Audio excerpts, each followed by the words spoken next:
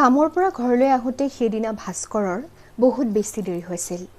তেওঁৰ পত্নীয়েও দিনটো ঘৰত ইটো সিটো কাম কৰি ভাগৰি পৰিছিল আৰু সেয়ে ৰাতি যেনে তেনে ভাতকেইটা ৰান্ধি গিৰিয়েক ভাস্কৰ আৰু তেওঁলোকৰ 10 বছৰীয়া ল'ৰাটোৰ সৈতে মাক ভাতৰ পাতত বহিল। হঠাৎ পুতেকে ক'লে, মা, তৰকাৰীখন যে একোডাল ভাল লগা নাই। তাকে শুনি মাকৰ মনটো বেয়া লাগিল আৰু মাকে ল'ৰাটোলৈ চাই ক'লে, চৰি শুন, কি বেয়া পাইছা তৰকাৰীখন? পুতেকে ক'লে, বহুত বেয়া লাগিছে, মই একদম খাব নোৱাৰোঁ। তেতিয়া দেউতাক ভাস্কৰে ল'ৰাক ক'লে, নিচিঞৰিবা, ময়ো দেখোন তাকেই খাই আছোঁ। যদি তুমি ভাবিছা ইয়াত কিবা কম হৈছে, তেতিয়া তুমি নিজৰ মতে ভাল লগাকৈ নিমখ বা চাট মছলা অকণ দি লোৱা। তাকে শুনি পুতেকে নিজৰ মতে নিমখ মছলা লৈ চুপচাপ ভাত খালে। তাৰপিছত যেতিয়া মাকে এগঢ়া ভাত তৰকাৰীৰে সৈতে মুখলৈ নিলে, তেতিয়া গম পালে যে তৰকাৰীত নিমখ মছলা একোৱেই নাই।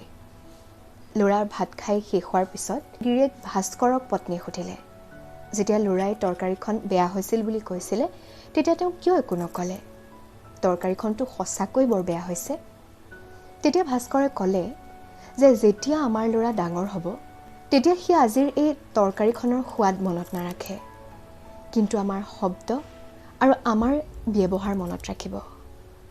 ল'ৰা ছোৱালীয়ে মাক দেউতাকৰ ব্যৱহাৰ অনুকৰণ কৰে। যদি গিৰিয়েক ভাস্কৰেও তেওঁলোকৰ ল'ৰাটোৰ দৰে প্ৰতিক্ৰিয়া ব্যক্ত কৰিলে হয়, তেতিয়া তেওঁৰ পত্নীয়ে দিনটো কষ্টৰ অন্তত তৰকাৰীখনো বেয়া হোৱাৰ বাবে তেনেকৈ কথা শুনাৰ লগতে পতি আৰু পুত্ৰ অসন্তুষ্ট হোৱা দেখি মনত দুখ পালে হয়। লগতে ল'ৰাটোৱেও দেউতাকৰ পৰা শিকিলে হয় যে এনেকৈ ক'ব লাগে আৰু খাই ভাল নাপালে এনেকৈ ব্যৱহাৰ কৰিব লাগে। ভাস্কৰে বিচাৰিছিল যে তেওঁৰ ল'ৰাটোৰ তেনেধৰণৰ ব্যৱহাৰ বিকশিত নহওক।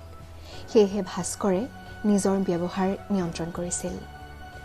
গিৰিয়েক হিচাপে ভাস্কৰ আৰু দেউতাক হিচাপে ভাস্কৰ, দুয়ো ক্ষেত্ৰতে ভাস্কৰৰ ব্যক্তিত্বই আমাৰ হৃদয় চিনিলে। আশা কৰোঁ সকলোবোৰ পিতৃ, স্বামী ভাস্কৰৰ দৰে হওক। সৰু সৰু কথাবোৰৰ এনেদৰে খেয়াল ৰাখক। এই কথাবোৰ একেবাৰে সৰু আৰু সাধাৰণ, কিন্তু এই সৰু সৰু কথাবোৰত মন দিলে সম্পৰ্কবোৰ আৰু বেছি মজবুত আৰু গাঢ় হয়। যদি ভিডিঅ'টি ভাল পালে তেনেহ'লে শ্বেয়াৰ কৰিবলৈ নাপাহৰিব।